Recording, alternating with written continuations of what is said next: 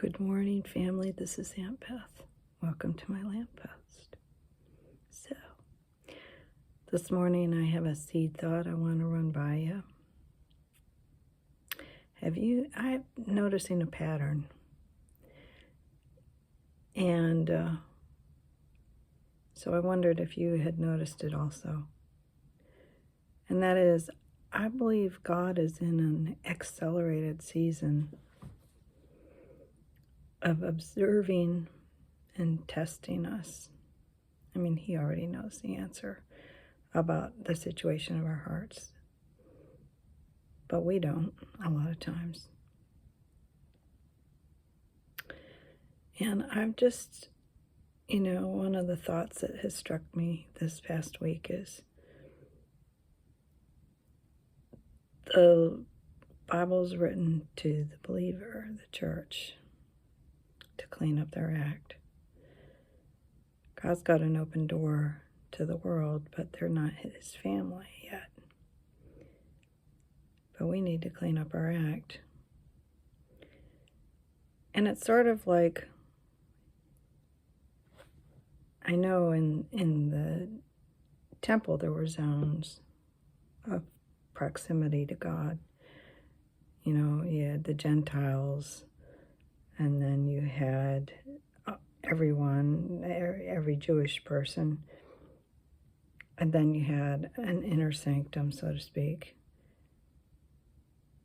I think that's also true in today's world, in the sense that there's zones. There's the world, and then there is the casual unbeliever, everybody that's vaguely interested in God, but not very serious, and you progress closer and closer. But my thought is that with all the testing that we're going through, it seems to be accelerating, getting ready for the end game. And that there's two parts to a test. There's the test itself. How did you do? Did you pass? And there's the second part on how you responded to the test.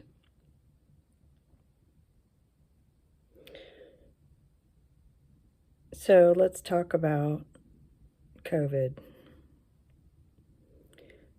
I think the test itself was COVID, but the second part of the test, on how we behaved during that time. But the second part of the test was, how did we behave? Did we function like the church in the New Testament, and laying down our lives for one another and taking care of one another, and regardless of your opinion on how to stay healthy, because everybody wants to be healthy, it's just how you get there. Or were we dictatorial as far as you have to do it my way? And I'm not going to talk to you unless you do it my way. And I think the test continues, regardless of whether you were jabbed or not. How do we respond when we hear about the excess deaths and the turbo cancers? Are we grieved? Are we self-righteous and feel vindicated for whatever your position was? And I think God's examining us. It's like Gideon's 300, which is in the Bible. The country was in trouble, and he was looking for people to stand for righteousness. But he put them through a series of tests that weren't related to warfare at all, really, but they were. And it showed how alert and aware and prepared they were.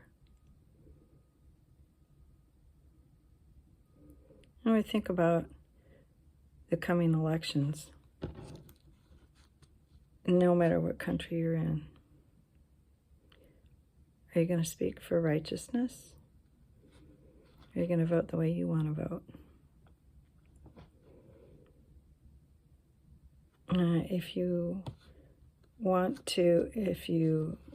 are a believer and you vote however you want, regardless of what God says, as far as the things that are an abomination to him, check out Proverbs 6, verses 16 to 19, I think it is, for a list of the things he hates. But they're child sacrifice, child mutilation, desecration of marriage. Okay? If you're voting for those platforms and policies and in support of those, or you're attending a church that condones that behavior, does that mean that you're not a Christian? Absolutely not. But I think it's going to slow you down from becoming a trusted advisor and friend. If you're supporting things God hates, you're still in the family. But you're not, I don't think you're progressing towards the inner sanctum. That's where I want to go. Chronicles of Narnia talked about onward and upward. You know, that was the call at the last battle. Onward and upward into new adventures with God. Now, there were some that were in it all for themselves. They made it in the door, but they stopped there and they didn't go further. The doors were for the dwarves. That's it. And they were blind to all the riches of God. I don't want to be like that. So, I think we're in a testing season. God's in the process of choosing his Gideon's 300 or Navy SEAL Team 6. You know, yes, you're part of the team, but I want to go further with God. So I'm trying really hard to watch my attitude, my response, as far as when things happen, not judgmental, not vindictive, but taking care of the person that's hurting. And I'm really trying to be careful as far as researching all the decisions I make. I don't want to miss a chance to stand for righteousness. And I hope that's true of you too.